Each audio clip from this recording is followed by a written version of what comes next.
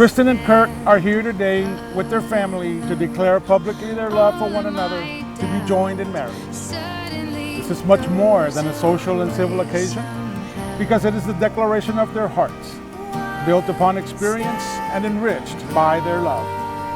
With love, it is possible to live a life together, each seeking and encouraging the joy, the comfort, the health, and the enrichment of the other, all of which will divide sorrow and multiply satisfaction.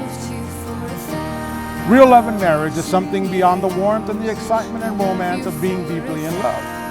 It is as much about the welfare and happiness of your marriage partner as about your own. Time stands still, beauty in all she is.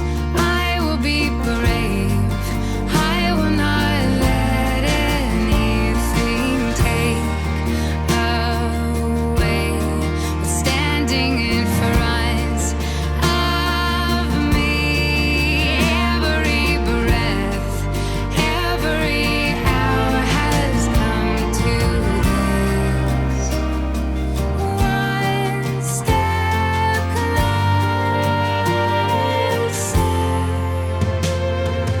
I have died every day waiting for you. Darling, don't be afraid. I have loved you for 1,000 years. I love you for 1,000